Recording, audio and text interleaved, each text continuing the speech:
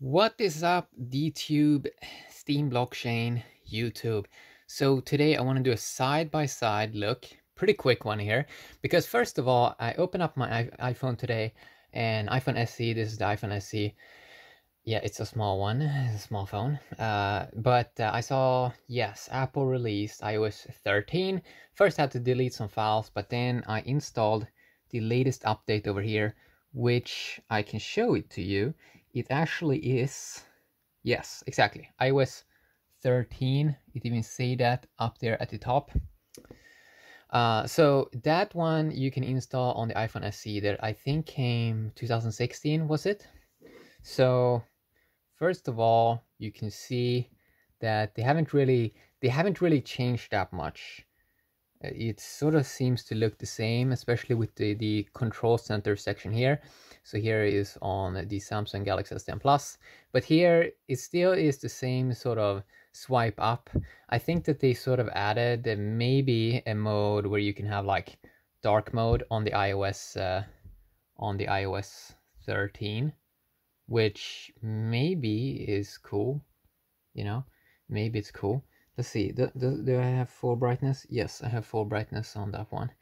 So again, with the iPhone, if you swipe from the top, I would say, I don't want to make this too much of a rant, but it seems like for some reason it feels like it's just smarter to have the control center up at the top, and instead of having this swipe up menu.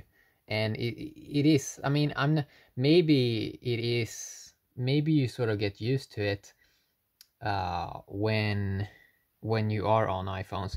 Maybe eventually you think that is a clever sort of design, but it sort of feels like, I don't know, I sort of feel a little bit restricted. You can see that they've sort of changed, let's see, if I go into general, wait a sec, where's the display?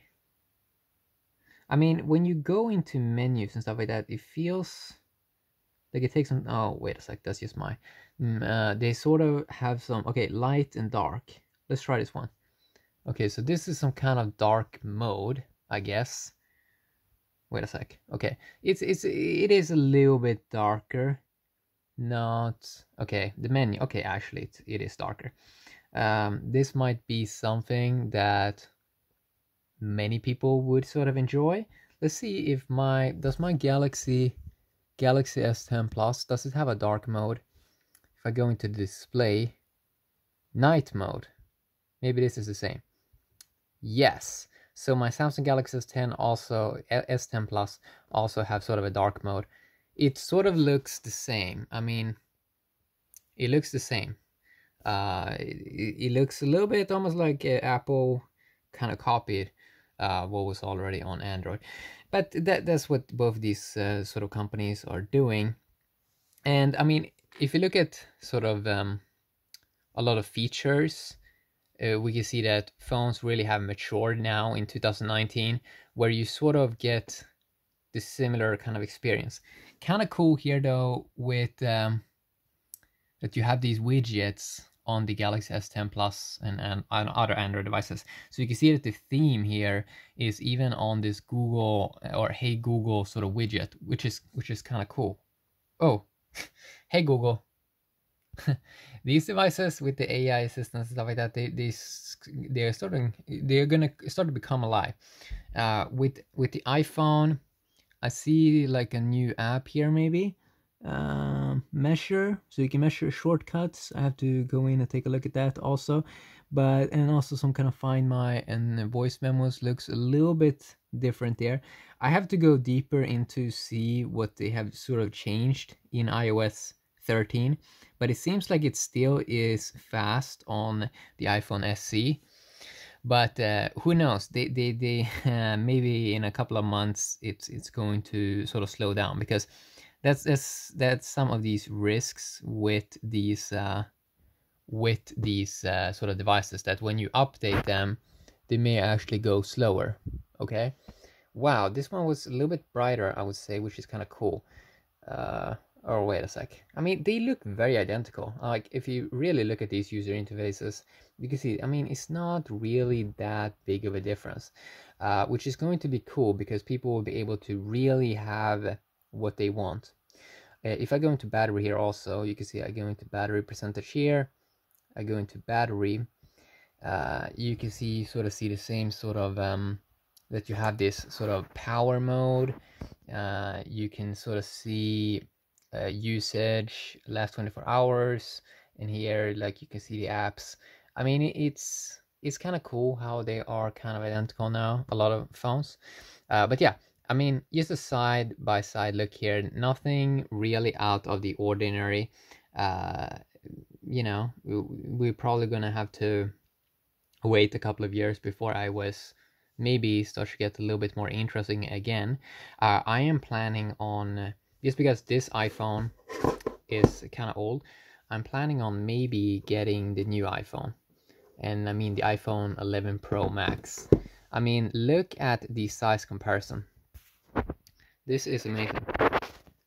And what I mean with amazing is like the difference. Like, it's like, this is a big one, this is a small one. And if we stack them on top of each other, you can see how much wider, how much thicker, that's what I said, how much thicker, how much wider the Galaxy S10 Plus is. Both have headphone jack still, which is kind of good. Something that a lot of new phones are starting to remove. It also had this phone of course also had this design where it can sort of stand up. Oh no. Come on. Maybe they have changed that, because I'm fairly sure that in the past they could. Wait a sec. Why does it want to fall down? Isn't it? It should be balanced. Okay, so you can have it stand up. So it had this like design that was kind of classy in some ways. I don't know. It felt kind of cool in some ways. With the iPhone 5, the iPhone 5s also had that sort of design where you can kind of stack them up. It kind of feels a little bit like a sandwich or something like that. This one, the Galaxy S10 Plus, you cannot do that because it's like it's rounded. It has this new waterfall design, and people love this waterfall design. But it doesn't, you know, it can't. It's gonna fall down. But yeah, just a small little thing over there. Also good to know about the iPhone SE here is, I mean, it does have, this one's probably going to break eventually. I mean, if you would use it a lot, it's probably going to break. Let's see. And also, of course, you don't have, I mean, you have some kind of fingerprint scanner in here. You have it in the display, as I said many times, on the S10 Plus. But you also, of course, the thing that makes the S10 Plus good is this